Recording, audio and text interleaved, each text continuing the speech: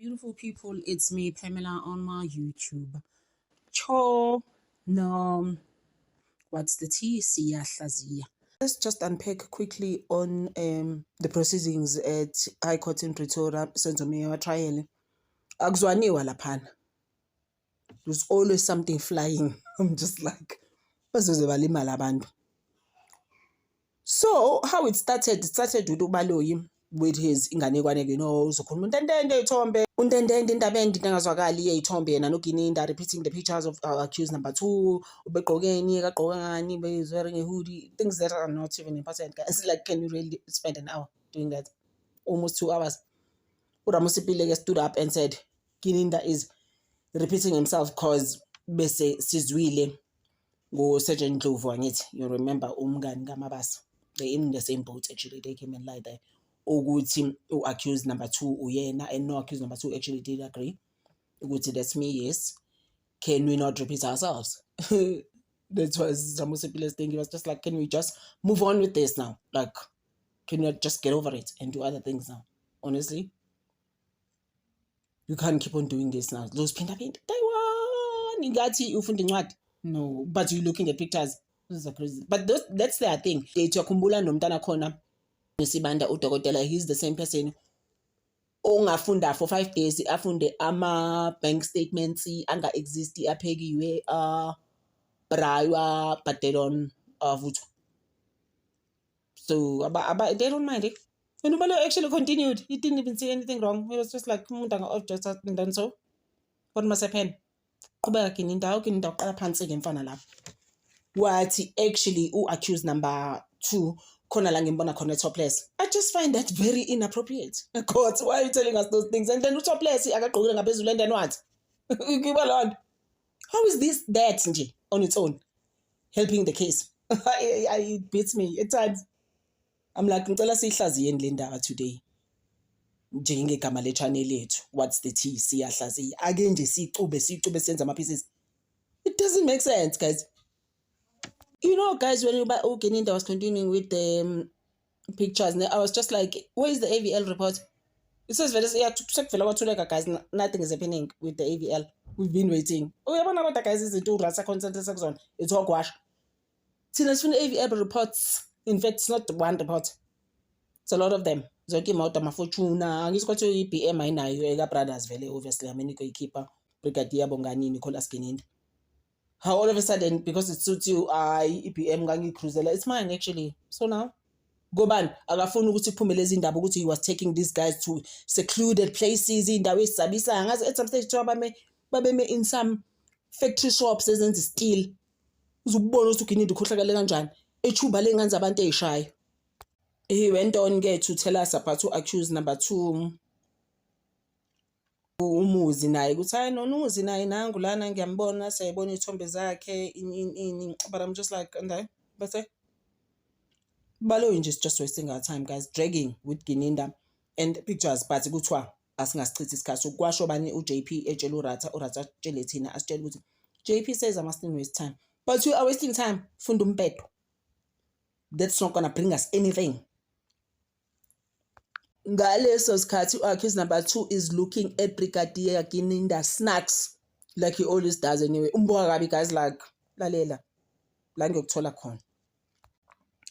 Guys, the court became so chaotic in such a way that bese ngibona ngahle ukuthi yabo if beseduze uRatha noMnisi bezobambana. I saw it coming. I was just labo babili bezobaqabanga ngempela. Bezofly einqindi lapha. Gobani, uRatha, he doesn't know when to stop. I've always said, with this biasness yakhe, akazi when to stop and be like, you know what, can I just be neutral? Ngingalo ngibonakala ukuthi ngathi mina ngime state. Abese eThobaloyi and it defense when it suits them. And Nama did put it like that, Izolo, but I was talking about the statement. Ukuthi they do stuff when it suits them. So he's like, yenage it defense. Ushobaloyi. They do stuff when it suits them. Asukumeke advocate Charles Mnisi. Hayi abadonsi, both of them, noRatha noBaloyi konke in one, kakhulu uRatha. Abesethi Mnisi ene akufunakala konke kube icourt ejisada, meaning uRatha obviously. to him that seems unprocedural. Abe sethi uRatha lalela wena you are insulting me. Uyangibona ukuthi ngubani mina? Who are you? You just want to jump me. Ukhuluma ngani? Abanga ukuthi umnisi kept quiet mhlambe. He went on and wamdonsa uRatha. All umnisi was saying ukuthi yazini my lord ngicela ukuthi usebenzise ama-procedures. Athina ama-procedures law in court. Akithi konke lokho vele kuphana ngiphathwa uyena. Uprincipal at the end of the day uRatha guys, but uprincipal akakazi ucontrol ingane la what's going on. Ubias ngapha ku state. And what's crazy is that uBrigadier Gininda, as he is speaking to umnisi, he is insinuating that accused number 3 could have had a gold tooth. Are you like serious guys in the streets? No guys, and the doctors can actually do an examination for that and then check me gold tooth. So what? Because you just can't get over the fact that you didn't win with the gold tooth. You're still bringing it up. That is why I've even said, because Ubalo die hard, Benukininda put together, they will bring another gold tooth situation by lesson number 5. Remember? Uze wathi omunye kuma comments the other day, abamzamo number 5, uzobakhahlela bonke. So you understand that, guys, so they just can't get over the fact that there is no gold tooth. Can we move on? We want to guys. Sizobe siqhubeka letha ngendaba yokuthuthana kaRatha ke nomnisi ke ekubanga ukuthi umnisi is gonna back down emlwisa. Umnisi was just like, you know what, it's fine, let me sit down. But also we don't understand what is your problem besho kumnisi, because you are the one that actually brought that exhibit. So mase kufanele khulunywe ngayo wathi it's fine then my lord, can I just sit down? So ngizoke ngime lapho guys kancanyana, ngizobe ngiqhubeke futhi later on, but nje hey akuzwaniwa guys. And you must always know ukuthi makhona uGininda ngeke kuzwaniwe la muntu le chaotic. I've never seen any person on J, guys. And to a point where I even feel like, why are we allowing it as South Africans? Oh my gosh. In like you've never even seen in your life. I'm just like, why? Since then?